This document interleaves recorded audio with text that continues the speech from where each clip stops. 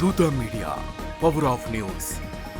ప్రజల ఆశలను ఈడేర్చే విధంగా, ఆకాంక్షలను నెరవేర్చే విధంగా ఆర్థిక మంత్రి పయ్యావుల కేశవ్ గారు ప్రవేశపెట్టిన ఈ బడ్జెట్టు ప్రజామోదం పొందింది అనే దానికి బడ్జెట్ ప్రవేశపెట్టిన నాటి నుంచి పత్రికల్లోనూ ప్రజల్లోనూ జరుగుతున్న చర్చ, వస్తున్న వార్తలు ఇవన్నీ కూడా చాలా స్పష్టంగా మనకు తెలియజెప్తాయి దశ. అలాంటి ఒక ఉన్నతమైన బడ్జెట్ను ప్రవేశపెట్టిన ఆర్థిక శాఖ మంత్రి గారికి రాష్ట్ర ప్రజల పక్షాన కూడా కృతజ్ఞతలు తెలియజేసుకుంటా ఉన్నాం. 25-26 ఆర్థిక సంవత్సరానికి మొత్తం 3,22,359 కోట్ల రూపాయల వ్యయం కాగల బడ్జెట్ ప్రతిపాదనలు సభ ముందు ఉంచి ఏ ఏ శాఖలకు ఎంతెంత కేటాయించారు, ఆ శాఖల్లో గత సంవత్సరంలో జరిగిన వ్యయం ఎంత, తాజా బడ్జెట్లో ప్రతిపాదనల వివరాలు ఇవన్నీ కూడా మన ముందుంచారు అధ్యక్ష. దీంట్లో సహజంగా చంద్రబాబు నాయుడు గారు ఎప్పుడు పాలనా పగ్గాలు తీసుకున్నా రాష్ట్రంలో తీవ్రమైన ఆర్థిక సంక్షోభం ఉంటుంది అధ్యక్ష. అంటే కష్టం వచ్చినప్పుడే సాధారణంగా దేవుడు గుర్తొస్తాడు. ఆంధ్రప్రదేశ్ రాష్ట్ర ప్రజలకు కష్టకాలంలోనే చంద్రబాబు నాయుడు గారు గుర్తొస్తారు. 1995లో చంద్రబాబు నాయుడు గారు ఉమ్మడి ఆంధ్రప్రదేశ్ రాష్ట్రానికి ముఖ్యమంత్రిగా బాధ్యతలు స్వీకరించే రోజుకు ఉమ్మడి ఆంధ్రప్రదేశ్లో జీతాలు కూడా చెల్లించలేని ఒక దయనీయమైన పరిస్థితుల్లో ఆంధ్రప్రదేశ్ రాష్ట్రం ఉండేది. అలాంటి స్థితి నుంచి రాష్ట్రాన్ని మిగులు విద్యుత్ రాష్ట్రంగా, అన్ని రంగాల్లో ఆదర్శవంతమైన రాష్ట్రంగా, ఆర్థిక పురోగమనంలో దేశం మెచ్చే రాష్ట్రంగా 9 సంవత్సరాల కాలంలో తీర్చిదిద్ది చంద్రబాబు నాయుడు గారు పరిపాలన దక్షతకు, అట్లాగే ఆయన పాలనా సామర్థ్యానికి ఒక కలికితురాయిలాగా ఆంధ్రప్రదేశ్ రాష్ట్రాన్ని నిలబెట్టారు. దురదృష్టం 2004లో ప్రభుత్వం పోయింది. మళ్ళా 2014లో విభజనానంతర ఆంధ్రప్రదేశ్ రాష్ట్రానికి చంద్రబాబు నాయుడు గారు ముఖ్యమంత్రి అయ్యే నాటికి ఈ రాష్ట్రానికి ఒక రాజధాని లేదు, 16,000 కోట్ల రూపాయల రెవెన్యూ లోటు, 22 మిలియన్ యూనిట్ల కరెంటు కొరత. అసలు ఈ రాష్ట్రం ఏమైపోతుంది, ఈ రాష్ట్రాన్ని ఎట్లా కాపాడుకుంటారు అని ప్రజలందరూ, మనమే కాదు ఈ రాష్ట్రంలో బతుకుతున్న మనమే కాకుండా ప్రపంచవ్యాప్తంగా ఉన్న తెలుగు వాళ్ళందరూ తీవ్రమైన ఆందోళన వ్యక్తం చేస్తున్న సందర్భంలో ముఖ్యమంత్రిగా బాధ్యతలు తీసుకున్న చంద్రబాబు నాయుడు గారు ఈ రాష్ట్రానికి నేనున్నాను, నేను ఈ రాష్ట్రాన్ని బాగు చేస్తానని 2014-19 మధ్యకాలంలో సంక్షేమానికి పెద్దపీట వేస్తూనే అభివృద్ధిలో ఆంధ్రప్రదేశ్ను పరుగులు పెట్టించిన విధానాన్ని మనం చూసాం అధ్యక్ష. అంటే ఆ 5 సంవత్సరాల్లో ఈ నవ్యాంధ్ర బలమైన ఆర్థిక పునాదులతో నిర్మాణం అయింది కాబట్టి గడచిన 5 సంవత్సరాల జగన్మోహన్ రెడ్డి విధ్వంసానికి కూడా తట్టుకొని నిలబడగలిగింది. లేకపోతే ఎప్పుడో ఈ రాష్ట్రం తీవ్రమైన ఆర్థిక సంక్షోభానికి గురై ఆకలి కేకలతో అలమటించే పరిస్థితి వచ్చేది.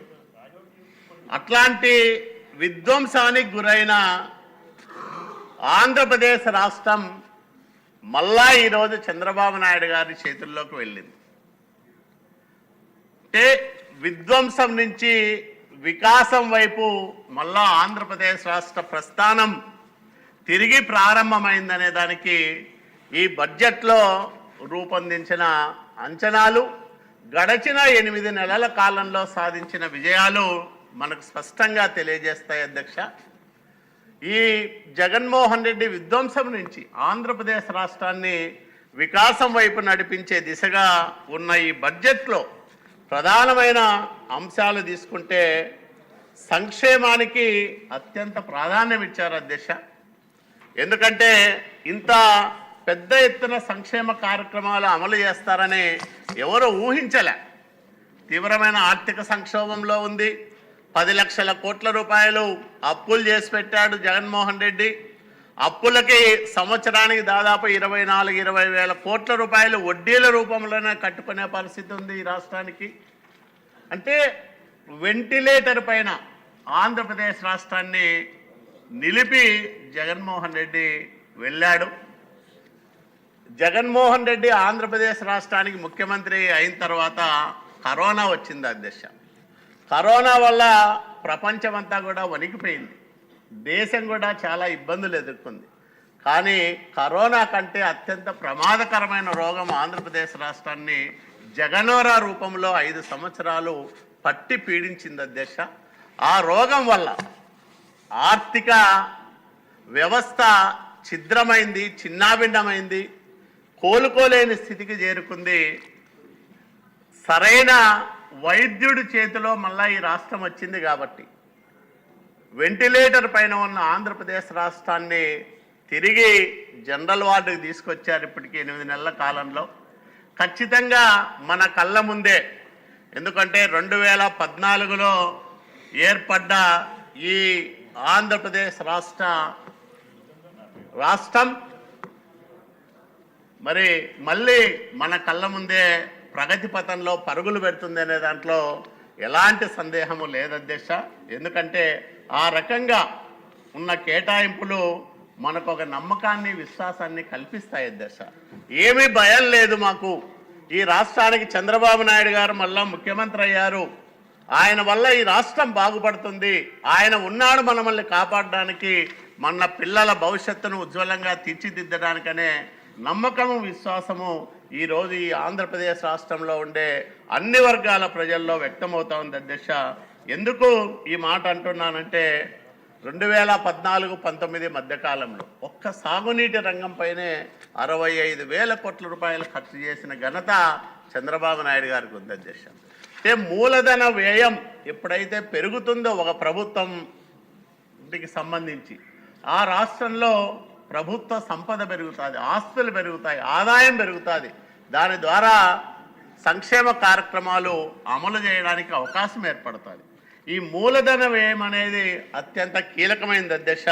2014-19 మధ్యకాలంలో 59% అంటే కేటాయింపుల్లో 59% మూలధన వ్యయాన్ని మనం ఖర్చు చేయగలిగితే 19-24 మధ్యకాలంలో వైసీపీ ప్రభుత్వ హయాంలో కేవలం 22% మాత్రమే ఈ మూలధనం వ్యయం కాబడింది అధ్యక్ష. మరి దాదాపు 60% తగ్గిపోవడం వల్ల మూలధన వ్యయంలో ఆస్తులు క్రియేట్ కాబడలేదు, ఆదాయం పెరగలేదు, అప్పులు విపరీతంగా భారంగా మారాయి ఆంధ్రప్రదేశ్ రాష్ట్రానికి. దానివల్ల ఈ రాష్ట్రం మళ్ళీ 10 సంవత్సరాలు వెనక్కి వెళ్ళే ఒక ప్రమాదకరమైన పరిస్థితిని జగన్మోహన్ రెడ్డి తీసుకొచ్చాడనే విషయాన్ని కూడా ఈ సందర్భంగా నేను మీకు గుర్తు చేస్తా ఉన్నాను అధ్యక్ష. 2023-24లో 23,330 కోట్ల రూపాయలు మూలధన వ్యయం కింద ఖర్చు పెడితే ఈ పయ్యావుల కేశవ్ గారు ప్రతిపాదించిన తాజా బడ్జెట్లో 40,636 కోట్ల రూపాయలు మూలధన వ్యయం కింద ఖర్చు చేయాలని మరి ప్రతిపాదించడం అనేది ప్రభుత్వ ఆస్తులు అంటే ప్రజల ఆస్తులు పెరగడానికి, ఆదాయం పెంచుకోవడానికి మార్గం ఏర్పడిందనే విషయాన్ని కూడా మరి ఈ సందర్భంగా మీ అందరికీ నేను మనవి చేస్తా ఉన్నా అధ్యక్ష. హాయ్, నేను మీ RP Patnaik. Please subscribe to Dootha media. For more updates, please subscribe Doota Media.